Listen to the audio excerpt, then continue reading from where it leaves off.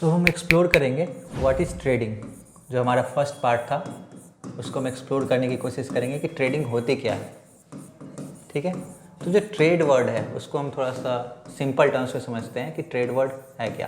तो ट्रेड हम सिंपल बोल देते हैं बाय और सेल। यूजुअली ये प्रोडक्ट से एसोसिएटेड होता है, गुड्स से एसोसिएटेड होता है। अगर हम डीपली देखें तो आप एक्सप्लोर कीजिए। आपकी एक लाइफ में आपने बहुत बार ट्रेड किया होगा, भले ही आपने एनालाइज किया हो या ना किया हो।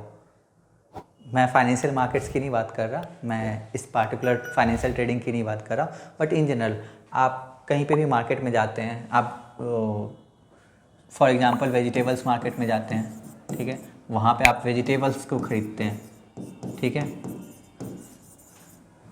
यहाँ आप मार्केट देख लो और यहाँ आप आइटम लिख लो। तो आप देखो कि आप वेजिटेबल्स मार्केट में जा कर के वेजिटेबल्स की शॉपिंग करते हो। आप फ्रूट मार्केट में जब जाते हो तो फ्रूट की शॉपिंग करते हो। आप हो सकता है फर्नीचर मार्केट में जाओ तो वहाँ पर आप घर के लिए कुछ फर्नीचर्स वगैरह परचेज करो। ठीक है, सिमिलरली हो सकता है आप इलेक्ट्रॉनिक्स मार्केट में जाओ एक्सप्लोर करने के लिए। तो इस टाइप की डिफरेंट डिफरेंट मार्केट्स है जहाँ पे क्या होता है कि पार्टिकुलर मार्केट से एसोसिएटेड जो भी प्रोडक्ट्स होते हैं, ये जो प्रोडक्ट्स हैं उसका बाय एंड सेल होता है उस पार्टिकुलर मार्केट में। आप कार मार्केट में जाओगे, कार की परचेज सेल होगी। आप टीवी मार्केट, अगर कुछ ऐसा मार्केट होता है, एग्जिस्ट करता है कहीं कहीं पे स्पेसिफिक उसकी मार्केट होगी, तो वहाँ पे बस टीवी का सेल बाय और सेल होगा, इलेक्ट्रॉनिक्स आइटम का बाय एंड सेल होगा। सो कहीं बुक मार्केट में जाएंगे तो केवल बुक्स, स्टेशनरी आइटम्स वगैरह की ही बाय एंड सेल होगा। तो सिमिलरली फाइनेंशियल मार्केट्स में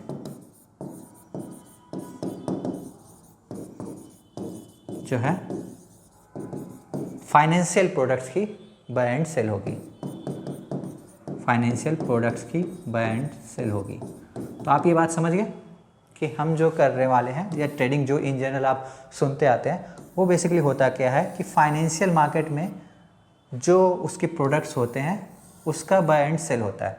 ठीक है, तो लेट्स डीप डाउन कि अब हम ये जो फाइनेंशियल प्रोडक्ट्स हम बोल रहे हैं, ठीक है, फाइनेंस के अंदर का जो प्रोडक्ट्स है जो कि मनी से एसोसिएटेड होता है। इन जनरल फाइनेंस को आप तभी टर्म सुनते हो जब उसके साथ वर्ड एसोसिएटेड होता है मनी।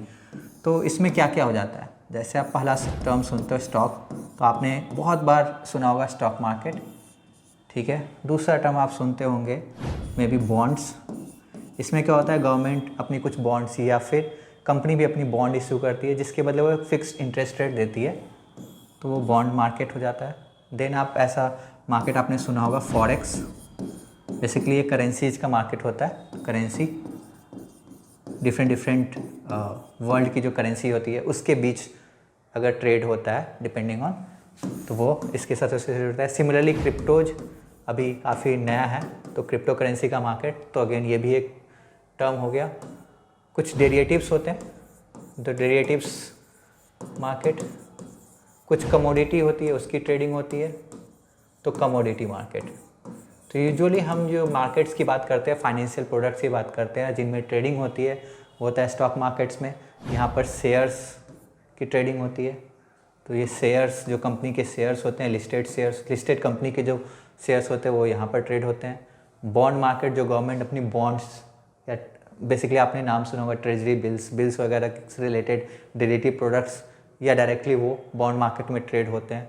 फॉरेक्स में करेंसीज का ट्रेड होता है, दो डिफरेंट कंट्रीज के करेंसीज का आपस में ट्रेड होता है फॉरेक्स मार्केट में।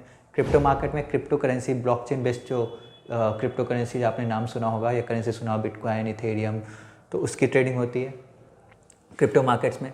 डेरिवेटिव्स मार्केट में डिफरेंट डेरिवेटिव्स एक टाइप का टर्म है, फाइनेंशियल प्रोडक्ट है, तो इसके बारे में हम डीप डाइव करेंगे।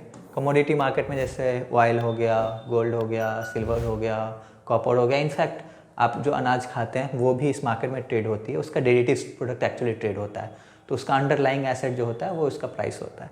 तो इस तरह से हम डिफरेंट फाइनेंशियल प्रोडक्ट्स को अंडरस्टैंड कर गए कि क्या होता है ट्रेडिंग में, क्या चीज़ की ट्रेडिंग होती है, और पार्टिकुलरली हम किस टाइप के प्रोडक्ट्स को ट्रेड करते हैं और उससे एसोसिएटेड। तो ये डिफरेंट मार्केट अपॉर्चुनिटीज़ है।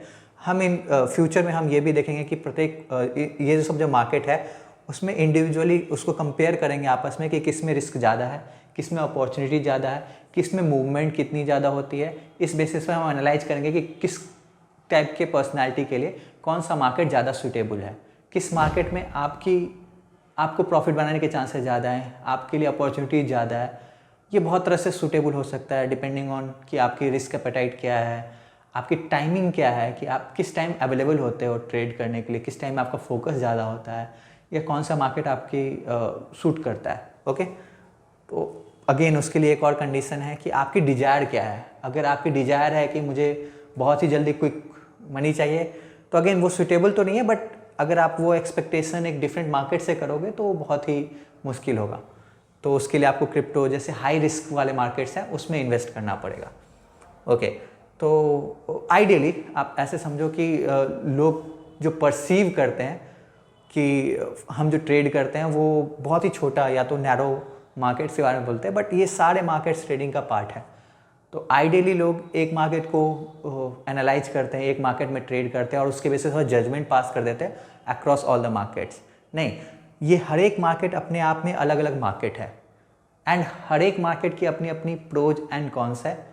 उसको एनालाइज करने के लिए आपको उस पार्टिकुलर मार्केट में डीप डाइव करना पड़ेगा टू अंडरस्टैंड कि उस मार्केट में क्या होता है, क्या पर्क्स एसोसिएटेड है, क्या डाउन साइड है, क्या रिस्क होता है, यूजुअली कितना मूवमेंट होता है।